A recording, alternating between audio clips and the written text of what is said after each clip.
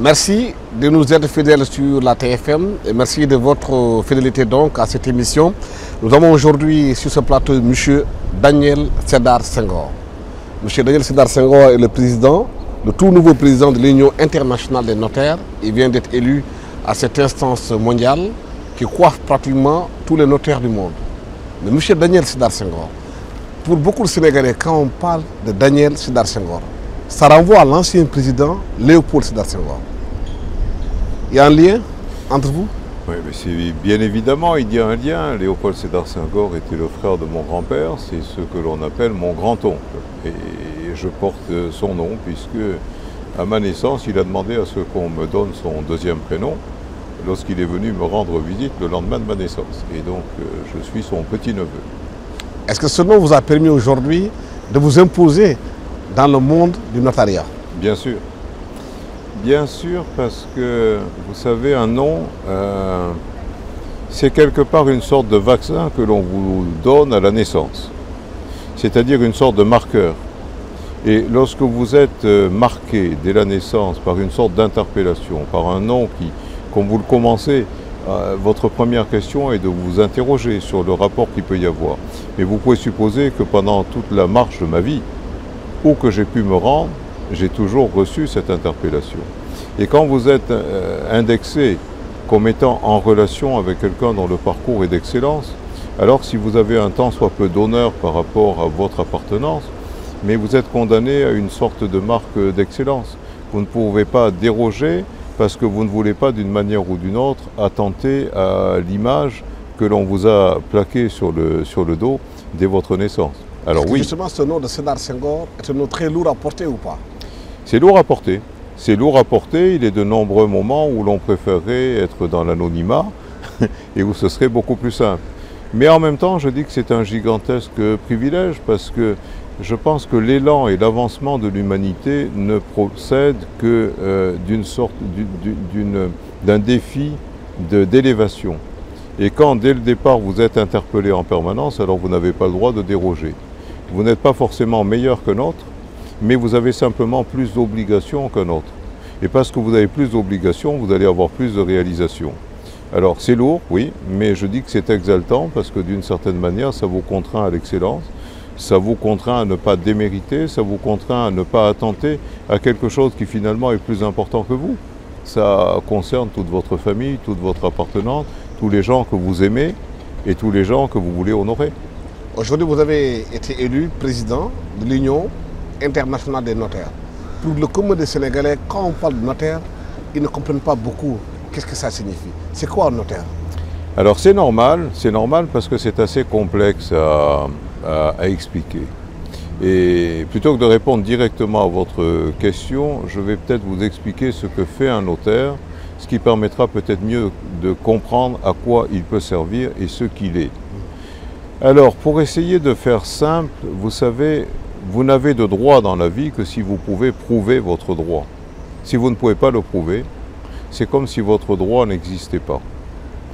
Et il est donc très important de pouvoir déterminer votre droit, ne serait-ce d'abord que pour revendiquer, ça fait partie de vos libertés les plus fondamentales, dans la Déclaration des droits de l'homme universelle et des citoyens, il y a le droit de propriété, mais il y a de nombreux autres droits. Le droit à l'identité, le droit à l'expression, le droit à l'association. Mais le droit tout court est un concept qui est fondamental. Et on parle des droits de l'homme et du citoyen. Cette déclaration universelle est reprise dans le préambule de notre Constitution du Sénégal, dans lequel vous avez un certain nombre de droits et de libertés. Et ces droits sont organisés après par la loi. Vous avez un certain nombre de codes au Sénégal, le code de la famille, le code des obligations, le code de procédure, mais même le code électoral, le code général des impôts. Il y a une codification et des droits. Vous devez payer vos impôts parce que c'est l'association nationale qui ne peut fonctionner que si les membres de l'association payent leurs cotisations. Sinon, l'association va cesser son activité si les membres ne paient pas leurs cotisations. Mais tous ces droits, donc, participent d'une charte qui est celle du citoyen. Ces droits ne s'expriment que s'ils sont reconnus. Si vous êtes propriétaire d'une maison, par exemple, mais vous devez pouvoir sortir votre titre de propriété.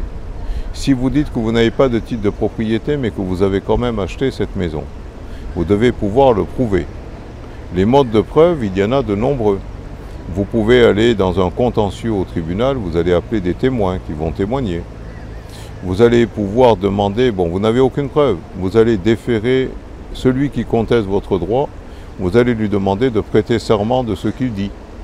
Ou vous allez même, dans d'autres systèmes qui heureusement ont disparu, vous allez le faire torturer pour qu'il procède à des aveux.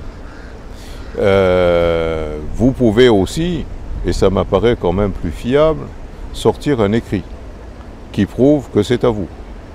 Un écrit que vous avez fait tous les deux, ici même, là, et dans lequel on a dit « je sous-signé décide de vendre ce bien » et on a appelé 2 de vos amis qui sont venus signer comme témoins.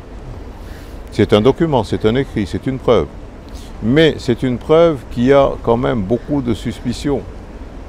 C'est une preuve, mais on peut contester de dire que c'est un faux, qu'on a imité les signatures, ou qu'on ne voit pas, mais que celui qui a signé, mais on lui avait mis un pistolet sur la tempe pour l'obliger à signer.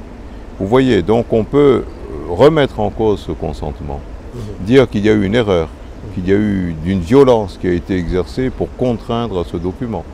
Et puis si ce n'est pas un écrit et que c'est un aveu devant le tribunal, mais l'aveu, on peut dire que c'est par des pressions qu'on avait pris son épouse en otage et qu'on avait dit que s'il n'allait pas avouer au tribunal, on allait lui couper une main, vous voyez.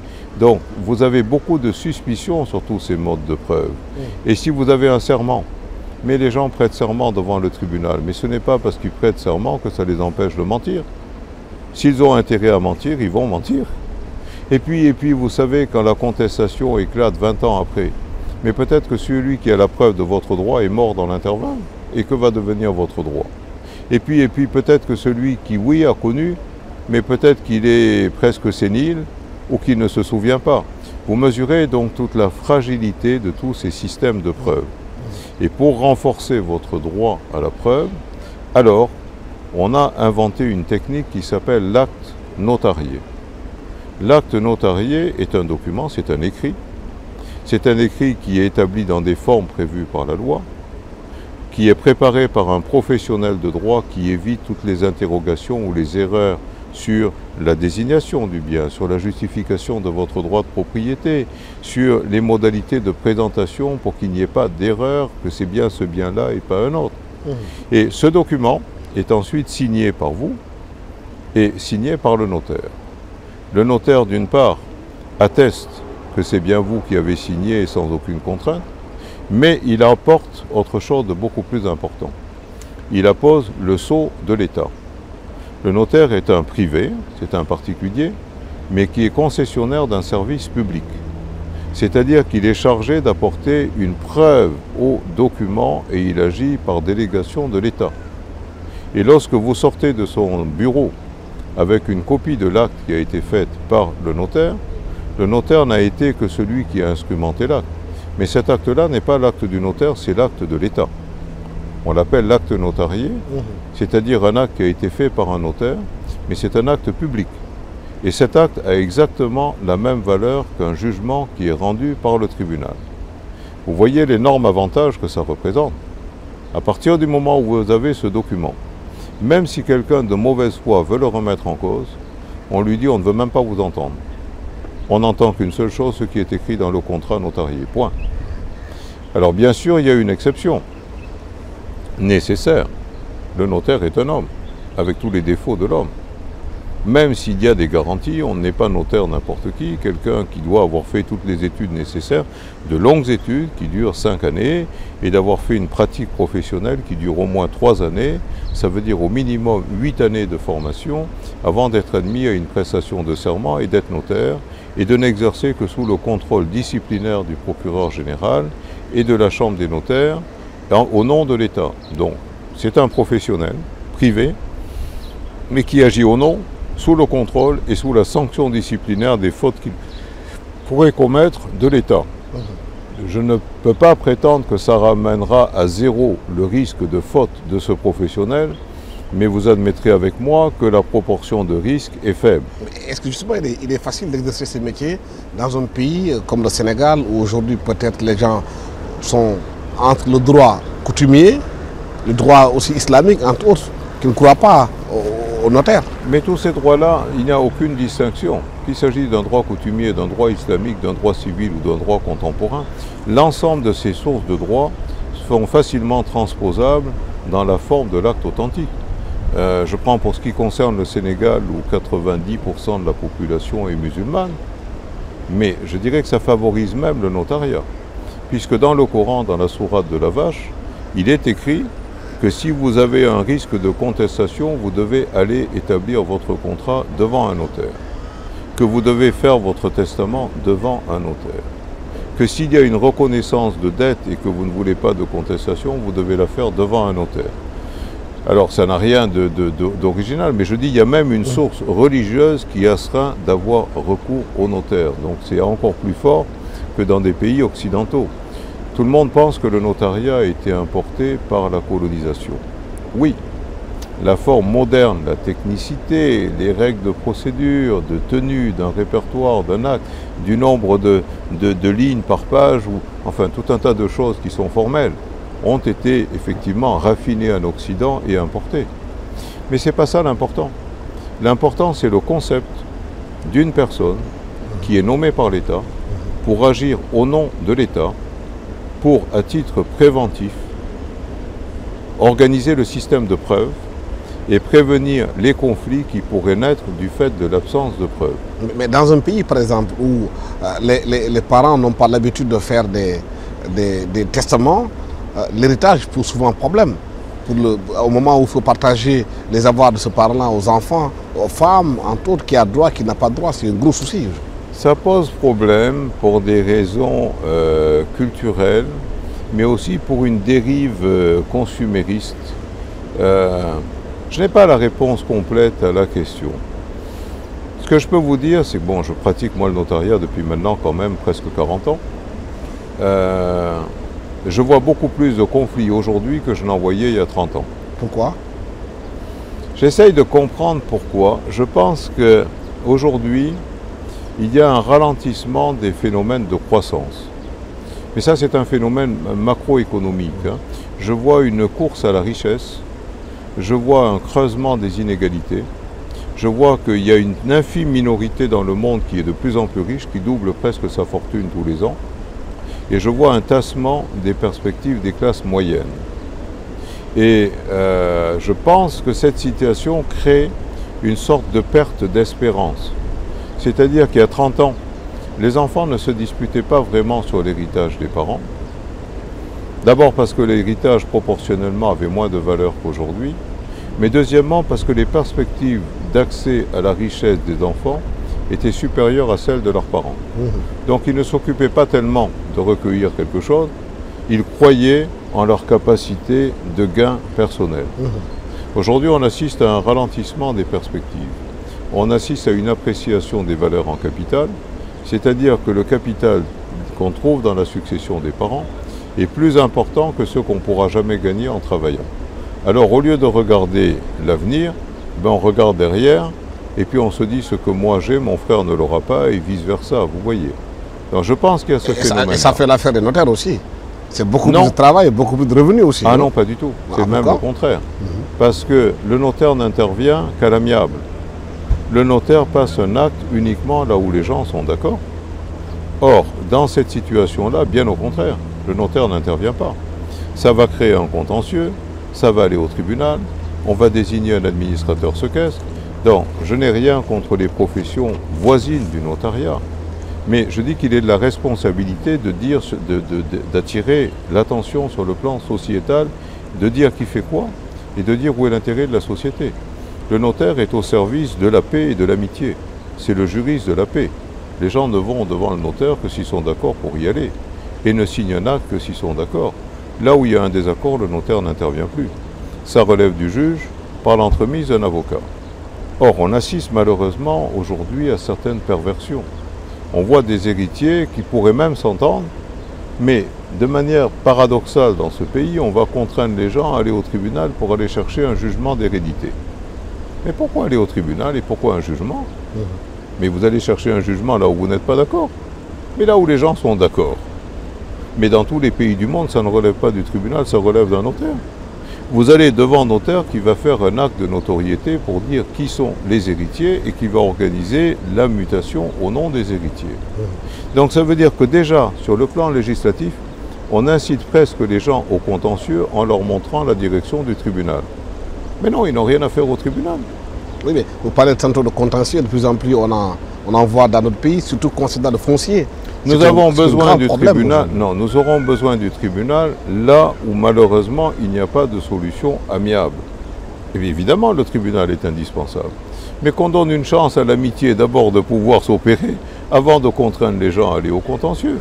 Donc je vous dis, sur le plan législatif, on avait instauré un acte de jugement d'hérédité, tant qu'il n'y avait pas de couverture du territoire par l'acte de notoriété. Mais à partir du moment où il y a des notaires partout, on n'a pas besoin du jugement d'hérédité, on doit même l'abroger de manière à abroger le présupposé contentieux. Qu'on donne en tout cas une chance à l'amitié de se produire. Mais aujourd'hui, à Dakar ou bien au Sénégal, il y a un réel problème par rapport à la gestion du foncier. Alors le domaine public aujourd'hui. Je vais venir au foncier. Ce que j'essaye de vous expliquer, donc je dis qu'il y a déjà un problème législatif qui vous montre la direction du tribunal, là où elle ne devrait pas vous montrer la direction du tribunal, mais vous montrer la direction de l'amitié, c'est-à-dire du notaire. Et si le notaire n'y arrive pas, alors à ce moment-là, et à ce moment-là seulement, vous irez au tribunal. Après, le tribunal, vous passez par un professionnel qui s'appelle l'avocat. L'avocat, pour moi, est la plus belle profession du droit, en cela que l'avocat est au service d'un droit fondamental qui est le droit à la défense. Et je dis que c'est un magistère infiniment respectable. Mais à condition que l'avocat se cantonne dans cette activité de défense. Et qu'on ne crée pas de manière parasite un contentieux artificiel. Or malheureusement aujourd'hui, là où il y a la moindre opportunité d'incompréhension, l'attitude de l'avocat n'est pas de dire non, non, mais c'est simple, allez voir un notaire, vous allez vous mettre... Non, non, c'est de souffler sur la braise pour pouvoir allumer le feu, parce que le feu est plus rentable. Alors, ce n'est pas le cas de tous les avocats. De nouveau, il y a des hommes extrêmement respectables. Mais malheureusement, aujourd'hui aussi, il y a un problème de multitude, d'opportunisme économique, et de fait qu'il y a presque une tentation de créer du contentieux, même artificiellement, mais pour des raisons simplement de subsistance économique. Parce que l'activité normale, en l'absence d'un contentieux paradoxal artificiellement alimenté, n'est peut-être pas suffisant pour nourrir l'intégralité des professionnels. Et la gestion du foncier aujourd'hui? Alors le foncier, puisque vous me posez la question pour la 3e fois, et qu'elle est importante et qu'elle interpelle. Intéressante. Le foncier, c'est un problème global, vous savez.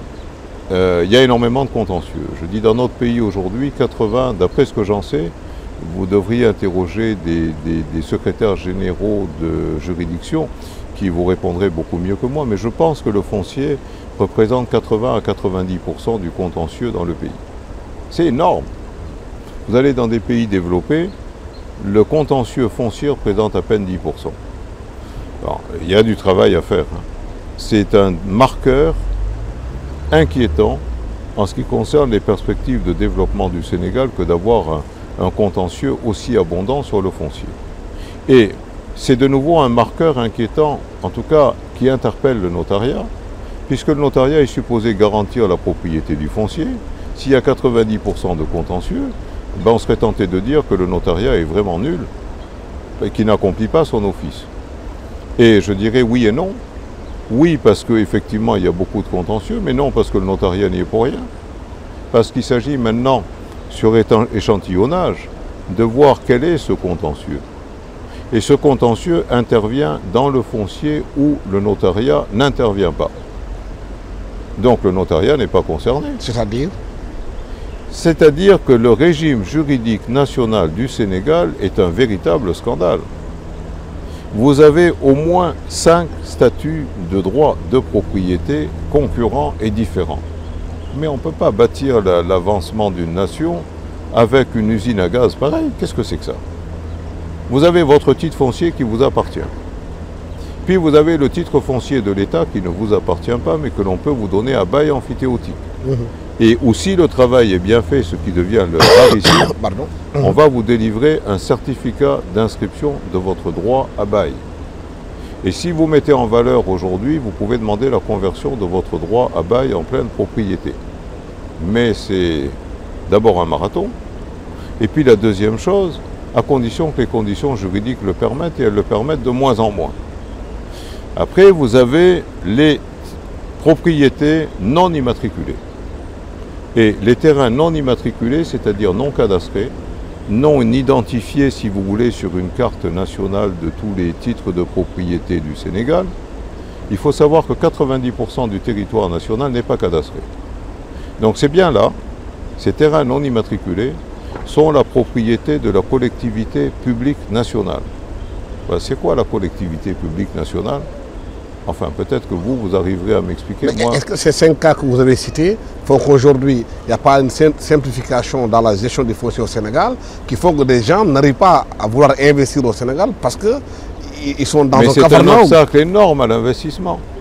Parce que je vous dis, le fait d'avoir, première catégorie, les titres fonciers privés, puis les titres fonciers qui sont immatriculés au nom de l'État et qui sont donnés à bail emphytéotique, puis les terrains non immatriculés, qui ne peuvent pas donc faire l'objet d'un bail, mais d'un permis d'occuper, qui est concédé par plusieurs catégories d'autorités, par un arrêté du ministre des Finances, ou par une concession domaniale, ou par une délibération d'une communauté urbaine ou d'une communauté rurale.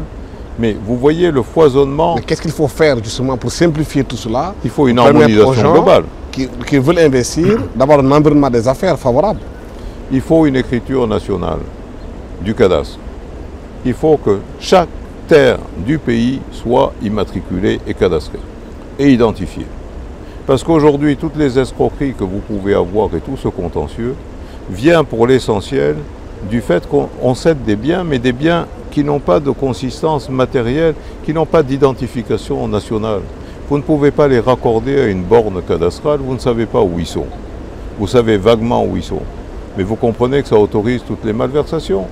Regardez le contentieux national qui oppose le multimilliardaire nigérian qui est venu investir sur une cimenterie Aliko Dangote à la famille de Serine Saliou, l'ancien calife général des Mourides. Mais tout ça vient de ce genre de problème. Et puis je dis, l'immixtion de l'État dans un certain nombre de choses est gênante parce qu'elle porte atteinte à l'autorité de l'État. L'État, c'est vous, c'est moi, c'est nous tous. L'État, vraiment, doit être mis au-dessus de toute suspicion. Et l'État, c'est quelque chose d'abstrait, de général. L'État ne fait rien de mal. Est-ce que la gestion du foncier par certains qui sont au sein de l'État n'est pas aujourd'hui une sorte de manne pour ces gens-là? Mais évidemment. Qui rapporte beaucoup d'argent. Parce que quand on parle de réforme foncière avec le code foncier que vous avez mis en place, on a quelque part l'impression que les autorités freinent des cas de fer.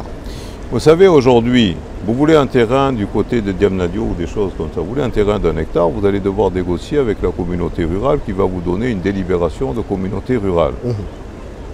Oui, mais vous ne verrez nulle part un prix, hein. C'est interdit. Il y a même des peines correctionnelles pour celui qui ose essayer de vendre le bien de l'État. Mais en réalité, il se passe quoi? Mais c'est la seule source de revenus de ces communautés.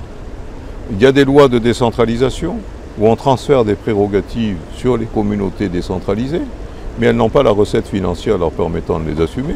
Elles se financent comment? Elles se payent sur la bête en prenant des enveloppes qui leur permettent de financer leur activité. Et l'État central ferme les yeux pour ne pas se mettre dans l'embarras en disant « Ok, moi je ferme les yeux, je vous laisse faire et en échange, voilà ». Mais ça, ce n'est pas la démocratie. Mais c'est pas ça qui crée beaucoup de contentieux dans les mairies, qui font que des fois des maires se retrouvent en prison pour avoir vendu des terrains. Mais c'est évident. Les gens, la politique a un coût. Comment les gens financent leur politique? Il leur faut de l'argent. Où ils trouvent cet argent?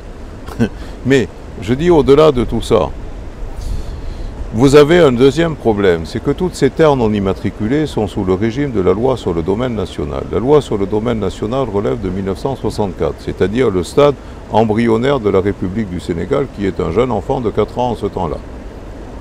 Et la loi vous dit que tous les biens non immatriculés dans le délai d'1 an sont la propriété de la collectivité publique. Je fais simple, la propriété de l'État. Mais au nom de quoi? Mais c'est un vrai scandale, ça. Parce que ça abroge en un jour la propriété traditionnelle. Mais attendez, qu'il s'agisse de propriété immatriculée ou de propriété coutumière, nous avons une constitution qui protège le droit de propriété et je ne crois pas que la constitution ait jamais distingué entre la propriété immatriculée et la propriété coutumière. Et je dis à preuve, il n'existe pas dans ce pays un titre foncier qui peut être aujourd'hui un morcellement d'un titre foncier, mais si vous remontez au titre foncier mère d'origine, au jour de l'immatriculation de ce titre foncier, celui qui requiert l'immatriculation doit justifier des moyens de droit en vertu duquel il requiert l'immatriculation. Or, il vous dit qu'il requiert l'immatriculation parce que ce bien lui appartient. Il lui appartient en vertu de quoi? En vertu de l'acquisition qu'il en a fait de quelqu'un, selon le mode coutumier, et que ce quelqu'un le détenait par possession coutumière de temps immémoriaux. Voilà ce qui est écrit. C'était à l'époque coloniale. Mais comment la jeune République du Sénégal est moins respectueuse du droit coutumier que ne l'était le colon avant l'indépendance? Est-ce qu'on peut comprendre une chose? Parce que la loi sur le domaine national est en contradiction avec la Constitution. C'est ça? Pour moi, elle est en contradiction avec la Constitution parce que c'est une expropriation qui ne dit pas son nom et qui n'a pas respecté l'obligation de préalable et juste indemnité au temps de l'expropriation. Seulement, pour bien vous faire comprendre la gravité de cette situation, c'est que c'est une expropriation clandestine. C'est-à-dire qu'il y a eu expropriation de tout le territoire national et essentiellement des terres de culture dans les villages. Mais l'État qui a exproprié est bien incapable en ce temps-là de prendre possession de tout le bien qu'il a exproprié. Donc il n'en a pas pris possession.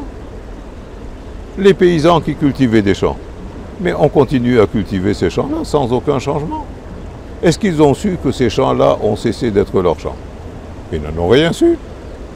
Ça dure depuis plus de 50 ans. C'est ça qui est à l'origine aujourd'hui des litiges.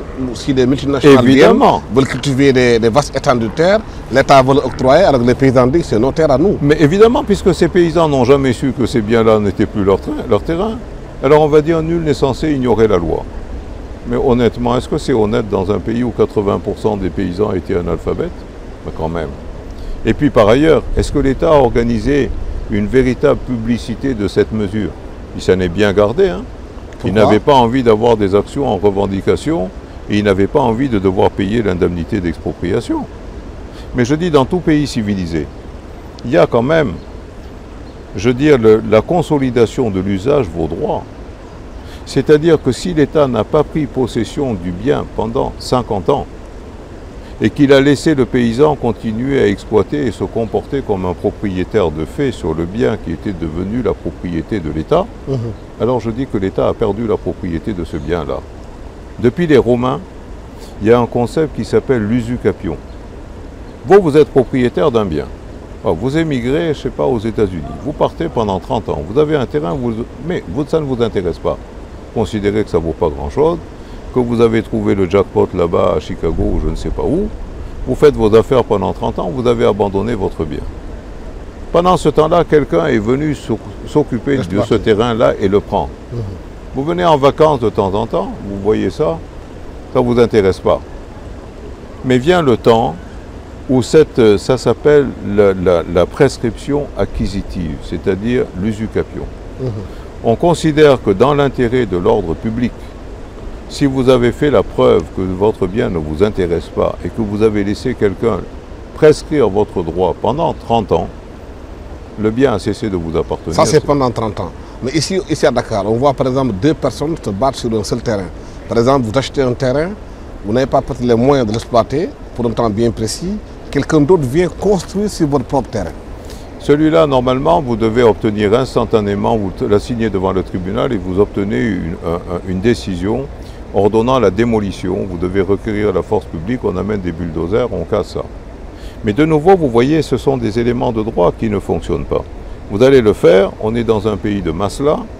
Au lieu de régler ça et de vous donner, on va faire du dilatoire devant le tribunal, ça va durer 5 ans. Et puis après, quand vous allez vouloir faire casser, vous avez une décision de justice. mais parce que le bonhomme a des entrées ou des relations, il va faire du dilatoire, vous n'arriverez pas à mobiliser la force publique où on va vous dire que pour amener les gendarmes là-bas, vous devez payer 300 000 francs par gendarme. Mais attendez, mais le gendarme, il doit être payé sur le budget de l'État, c'est pas à vous de le payer. Enfin, vous voyez, ce sont toutes ces choses-là qui ne fonctionnent pas. On proclame qu'on est dans un état de droit. Et effectivement, la vitrine est une belle vitrine de droit. Mais il ne faut pas aller fouiller dans l'arrière-boutique. Parce que le droit est malade dans notre pays, vous voyez. Et tout ça, ce n'est pas... Alors on va vous dire qu'il faut des évolutions législatives, sûrement. Mais moi je dis que le plus important aujourd'hui, c'est d'exiger le fonctionnement des lois. Elles sont là. Hein. Elles sont déjà là. Elles sont déjà là. Demain, vous allez vouloir remplacer la loi. Peut-être, oui, vous pouvez toujours améliorer. Mais je dis que le problème le plus fondamental dans ce pays, ce n'est pas un problème de remplacement de la loi. C'est un problème de respect de la loi et d'application de la loi. Maître Daniel Senghor, il y a un autre problème aussi au Sénégal, c'est l'occupation du domaine public maritime. Oui. Où pratiquement les populations n'ont plus accès à la mer. Où des gens, des hôteliers viennent construire partout. Les plages sont pratiquement privatisées au Sénégal. Alors, par des privés et par aussi des hôteliers. Bon, le concept de domaine public maritime est un concept qui n'est pas universel. C'est vrai dans certains pays, c'est pas vrai dans tous les pays. Vous voyez, dans l'histoire, notre pays est intéressant à travers son histoire coloniale. Vous allez trouver une exception au domaine public maritime. C'est l'île de Gorée. Gorée, vous avez des maisons qui vont jusqu'à la mer. Oui.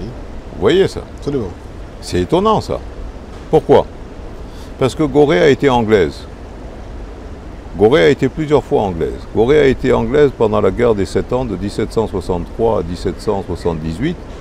Et elle a été de nouveau anglaise, je crois, de 1792, pendant que les Français se faisaient la Révolution. Enfin, la Révolution, c'est une guerre civile, en fait, interne. Ça a fragilisé les forces françaises. Les Anglais se sont emparés des possessions de la France aux quatre coins du monde. Et Gorée a donc été anglaise de nouveau de 1792 à 1815, jusqu'au traité de Paris qui a fait tomber Napoléon à Waterloo. Pendant ces périodes-là, c'était sous juridiction anglaise. Les Anglais ne connaissent pas le domaine public maritime. Donc ils ont autorisé les gens à construire jusqu'à la mer avec une contrainte, c'est d'avoir des fortifications et une liberté d'accès au cas de défense, d'attaque maritime contre l'île de Gorée. Mais donc vous avez des maisons privées qui font partie du système de fortification, de défense de l'île. Donc cela pour vous dire que ce n'est pas un concept mondial. Vous allez dans des pays anglo-saxons, il n'y a pas de domaine public maritime. Le Sénégal a hérité de la loi française.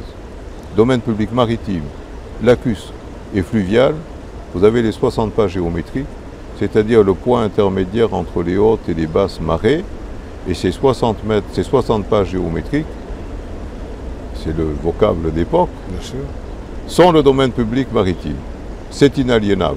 Ça ne peut pas être vendu, mais ça peut être concédé, ça peut être donné à bail.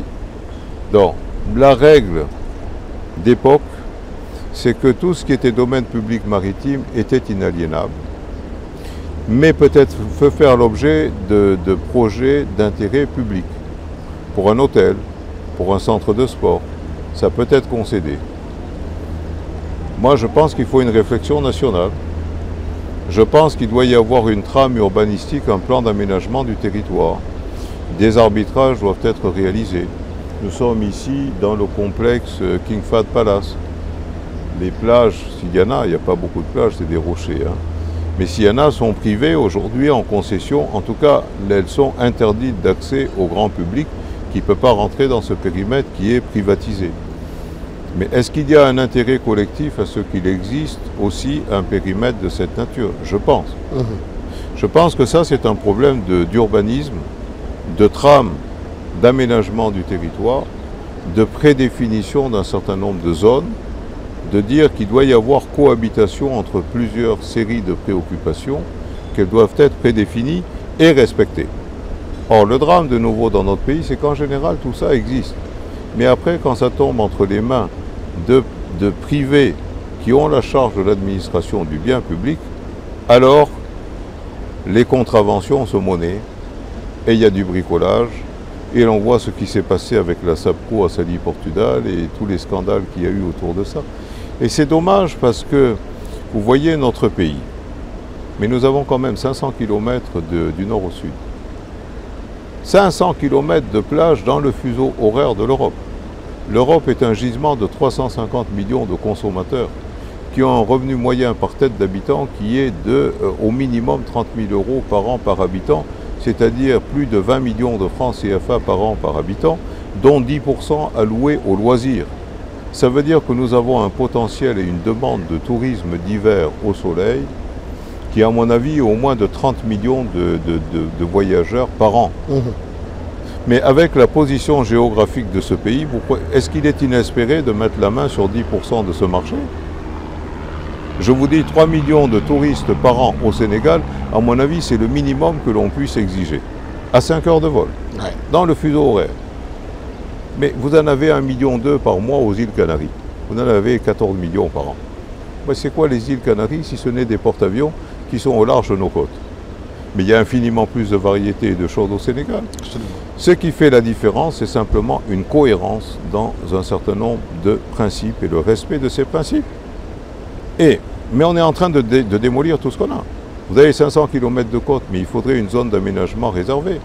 C'est-à-dire de dire que bon, les 20 km entre le littoral et l'intérieur du pays, ils ont fait une trame d'aménagement d'urbanisme national. Depuis le Djoudj à Saint-Louis jusqu'au Cap Skirring, là-bas en Casamance. On va dire où sont les 3 aéroports internationaux du nord, du centre, du sud. Où sont les 10 zones d'activité traditionnelles de pêche, où il y aura des mols et où il y aura assez de place pour qu'il y ait des entrepôts frigorifiques qui soient raccordés avec de la distribution routière, aéroportuaire, autoroutière, voire même de la ligne TGV nord-sud à grande vitesse. Mais je veux dire, on va dire on rêve. Mais vous croyez que c'est rêver que de penser à des choses qui seront là dans 50 ans?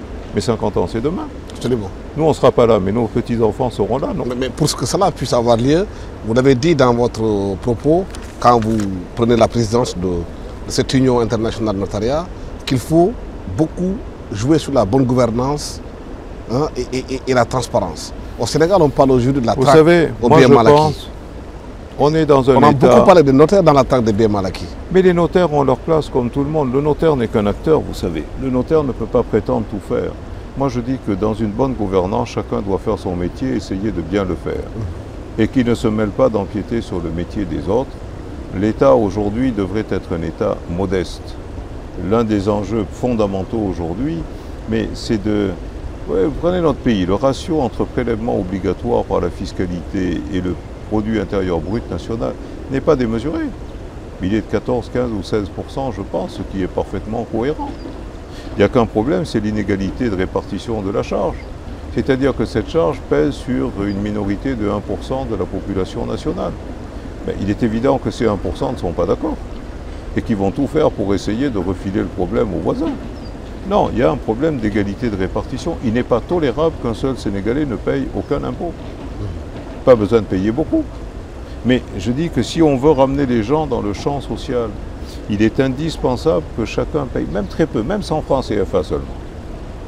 Parce que ces 100 francs-là, ce petit quelque chose, c'est ce qui va faire que chacun va se trouver concerné. Vous voyez, l'important c'est de migrer vers un rapport citoyen, que chacun se sente concerné par le devenir du Sénégal.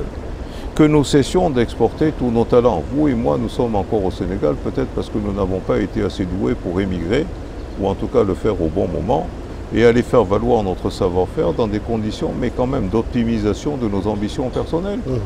Nous serions partis. Mais on a beaucoup parlé aujourd'hui de sociétés écrans, des gens qui créent des sociétés avec d'autres noms, des prête-noms et tout. On parle des notaires qui ont aidé peut-être à mettre en place ces genres de sociétés. Oui. C'est vrai, et je dis malgré tout, les notaires ont été au premier rang pour aider à dénoyauter tout ça. C'est-à-dire qu'à partir du moment où il est avéré qu'il y a eu des fautes, les notaires ont amplement collaboré dans la traque des biens mal acquis pour pouvoir faire ressortir la vérité.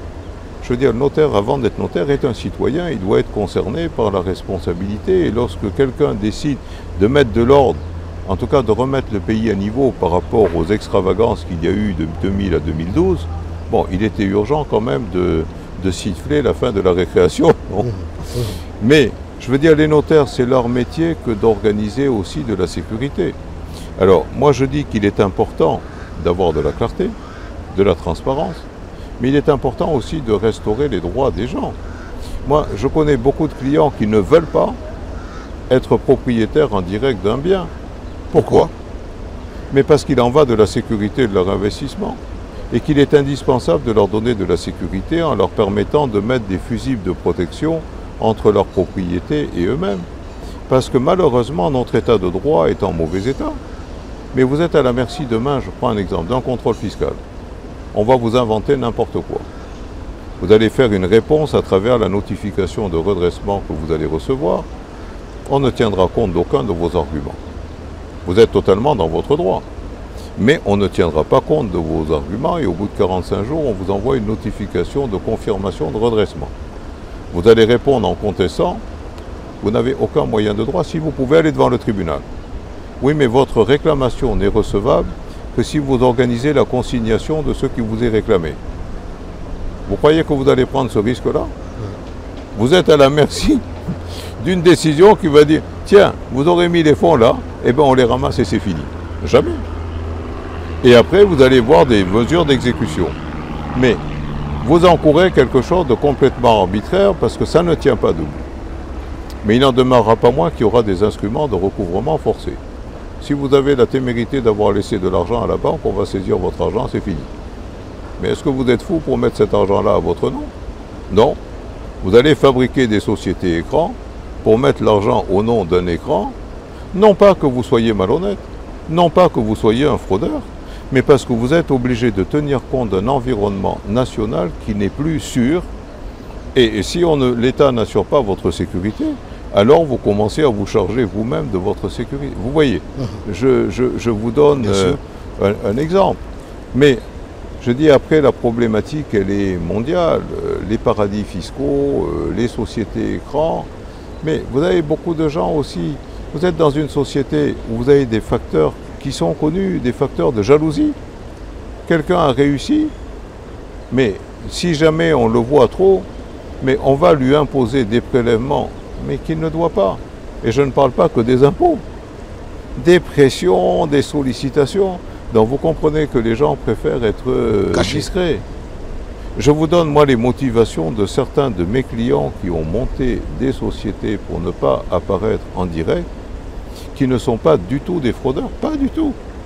Mais simplement, pour les raisons que je viens de vous expliquer, vous auriez été à leur place, vous auriez fait exactement la même chose. Vous avez aussi évoqué l'histoire des marchés publics, où il y a souvent des commissions, des rétrocommissions qui sont faites par rapport à certaines personnes. Comment aujourd'hui faire pour éviter justement que ces gens de commissions ou des gens qui sont là, qui ne travaillent pas, qui ne vivent que de ça?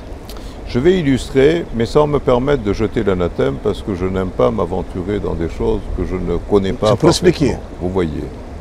Mais on a beaucoup parlé des marchés d'aménagement de la Corniche. On a beaucoup parlé de marchés sur l'aéroport de Ndias. On a parlé de marchés même sur l'autoroute. Je ne connais pas ces dossiers, je ne peux rien vous en dire. La seule chose que je prends ces idées simplement pour vous donner des exemples permettant d'illustrer le propos. Ce qu'il y a de convergent dans ce type d'affaires, c'est que ce sont des marchés de grande envergure. L'aménagement de la ville de Thiès, si vous voulez, ou des choses comme ça. C'est des marchés où il est question de dizaines, voire même de centaines de milliards de francs, voire même de milliers de milliards. Ces marchés-là sont faits en général sur des prêts concessionnels de longue durée avec des institutions financières internationales. Mais c'est l'instrument privilégié de refinancement politique, c'est clair. Il dépend de la collusion et de la concussion de l'autorité politique qui a la capacité à un moment déterminé de passer ce type de marché et d'avoir des rapports de complaisance sur les opportunités de profit qui peuvent se générer, mais que d'être commissionné ou d'exiger même la passation contre commissionnement. On peut parler de licences de pêche qui ont défrayé la chronique, mais en tout cas tout ce qui est marché public, qui est générateur d'un volume important d'activité, tous ces marchés-là peuvent d'une manière ou d'une autre générer des zones de suspicion sur les conditions dans lesquelles ils ont été passés. Mais est-ce qu'il y a un système de verrouillage? pour éviter que ça se fasse. Oui, des systèmes de verrouillage, c'est des commissions de marché, des appels d'offres, et peut-être une pluralité collective de décisions pour pouvoir soustraire l'instrument de décision à une seule personne et qu'aucune ne soit réellement en situation d'imposer une solution, qui font que, bon, les choses se feront de manière cohérente. Mais il n'en demeure pas moins que aujourd'hui, il existe un deuxième péril. Laquelle? C'est celui de l'inégalité d'appréciation des paramètres juridiques entre les co-contractants. Je ne veux surtout pas mettre en cause des multinationales qui ont leur réputation et qui sont connues. Mais je veux dire, si demain le Sénégal veut traiter avec une multinationale américaine comme General Electric, par exemple, ou une multinationale française comme Bouygues, ou chinoise. Ou chinoise. Toutes ces grandes entreprises-là, elles sont spécialisées dans leur domaine d'intervention. Vous allez leur demander l'électrification de la ville de Dakar ou le marché de remplacement de tous les feux rouges ou le marché d'assainissement du tout à l'égout de la ville avec des centrales d'épuration ou une centrale pour pouvoir organiser l'incinération des ordures domestiques. Vous voyez, vous avez des entreprises, pour vous Sénégalais, ça va être le marché de la décennie. C'est un énorme marché de 50 ou 200 milliards. Mais pour l'entreprise qui traite avec vous, ce n'est que l'un des 10 marchés qu'elle passe dans l'année. Au moment où elle passe un marché avec le Sénégal, elle en passe un avec la Birmanie, elle en passe un autre avec le Paraguay. Elle a toute une strate de technicité et de savoir-faire qui dépasse par 1000 fois celle même de l'État du Sénégal. Aujourd'hui, c'est ça l'un des problèmes du monde. Nous avons un pavillon national dont nous sommes fiers et que nous défendons. Mais nous devons rester conscients que la collectivité, à travers les moyens et le PIB national du Sénégal, mais le Sénégal est minuscule par rapport à un certain nombre de multinationales. Le chiffre d'affaires de certaines grandes multinationales dans le monde représente 200 fois celui. Elles peuvent imposer leur volonté à nos dirigeants, c'est ça? Pas seulement ça, il y a un déficit d'égalité de compétences. Les ingénieurs qu'ont ces entreprises qui sont chargées de la préparation du marché sont meilleurs que ceux que nous avons à l'échelle du pays. Ils en ont plus et de meilleure qualité, parce qu'ils ont les moyens de les payer. 100 fois ce que l'État du Sénégal a les moyens de payer ses ingénieurs. Donc ça veut dire que les meilleurs du Sénégal, mais il ne faut pas nous leurrer. Le monde regorge de Sénégalais de qualité, mais ils ne sont pas au Sénégal. Ils sont à l'extérieur, dans d'autres compagnies. Leurs ambitions personnelles les ont chassés du Sénégal. Et c'est vrai dans tous les domaines. Vous voyez, moi je fais partie d'élite qui arrive à la tête d'un métier. Et j'ai le privilège par rapport à d'autres Sénégalais. J'ai fait mes études à l'étranger. Je suis exactement au même niveau de formation que des collègues que je peux rencontrer en France ou aux États-Unis. Mais justement, ces compétences sénégalaises qui sont à l'extérieur, au moment où on parle de Sénégal émergent, alors ces compétences qui devaient être là pour travailler des pays ne sont pas là. Comment peut-on faire l'émergence sans son intelligence? En leur créant des opportunités. En quoi faisant? Il faut avoir la modestie de comprendre que le Sénégal est sur la planète Terre et qu'il est dans une situation concurrentielle avec le reste du monde et que s'il veut ses compétences, même si elles sont d'origine sénégalaise, moi je dis qu'aujourd'hui on doit comprendre que le Sénégalais, il a deux citoyennetés. Il a une citoyenneté sénégalaise, mais il a une citoyenneté de terrien. Et c'est son droit quand même que de rechercher son intérêt individuel. Ah, on ne peut pas l'enfermer dans une malédiction s'il y a tout un tas de facteurs pénalisants et qui retardent le pays, mais c'est le droit de certains Sénégalais qui réfléchissent bien d'être exaspérés par le sabotage caractérisé qu'il y a sur un certain nombre de perspectives et de dire, bon, moi, vraiment, je quitte ce bateau-là. Pourra-t-on les accuser de ne pas être patriotes et d'être antinationaux? Non. Mais ils ont d'abord une nationalité, c'est la leur. Est-ce qu'ils doivent être condamnés à subir le retard du plus grand... Bon, si le grand nombre ne veut pas avancer, tant pis pour eux. Mais si eux, ils ont une capacité d'avancer, ils vont le faire. Vous voyez. Mais je dis, il y a une manière de les récupérer, parce que si loin qu'ils soient, ils sont quand même des ambassadeurs d'une image du Sénégal. Et je pense que même s'ils sont loin, ils sont encore heureux et fiers d'être Sénégalais, et ils portent honneur au Sénégal. Parce que là où ils sont donc la seule image du Sénégal, Et l'image que l'on se fait du Sénégal, elle se fait à travers eux, et c'est une bonne image, vous voyez.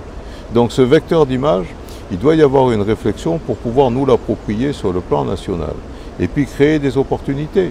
Parce que, je dis aujourd'hui, nous sommes au lendemain d'une configuration mondiale qui a duré 50 ans après la Deuxième Guerre mondiale. C'est celle de la mise entre parenthèses de l'Afrique dans un rapport d'affrontement Est-Ouest. Mais aujourd'hui, avec la décélération économique de l'Occident, la montée en puissance des pays émergents, aujourd'hui, chaque parcelle, chaque millimètre carré de la planète devient un enjeu. Et je dirais que paradoxalement, parce qu'on a mis l'Afrique entre parenthèses, on lui a fait prendre du retard. Mais ça veut dire donc que le moindre investissement en Afrique est générateur de plus-value phénoménale. L'Afrique aujourd'hui est un gisement de plus-value latente phénoménale. Et il va y avoir des coefficients de croissance dans les années à venir s'il n'y a pas une guerre mondiale ou un cataclysme. Est-ce qu'il y a un leadership aujourd'hui en Afrique pour comprendre ces enjeux et défendre les intérêts de l'Afrique?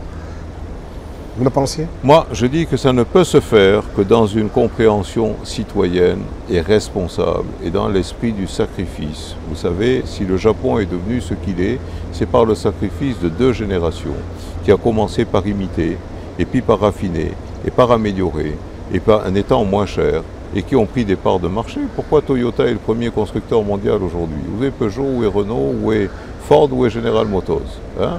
Et regardez aujourd'hui, l'Europe pose des accents triomphants. Quand on vend des Airbus ou des Boeing, je ne vous parle pas de vendre au Sénégal, ça n'existe pas. Si c'est pour vendre 3 avions, bon, ça n'intéresse. Si on vous les vendra parce que ça peut rapporter un petit quelque chose. Mais je veux dire, ce n'est pas un marché. Le vrai marché, c'est quand on vend en un jour 300 avions à l'Inde ou à la Chine ou quelque chose comme ça. Mais regardez bien ce qui se passe. Le jour où Boeing ou Airbus vend 300 avions en un jour, il y a 2 conditionnalités. La première, c'est un transfert de technologie. Et la deuxième, c'est l'installation d'une ligne de fabrication dans le pays à qui on en a vendu 300. Ça veut dire quoi? Ça veut dire que vous vendez. Mais c'est la dernière fois que vous vendez. La prochaine fois, c'est nous qui le fabriquons. Dans 30 ans, c'est eux qui vont vous vendre ça. Regardez dans le segment des 80 à 120 places aujourd'hui.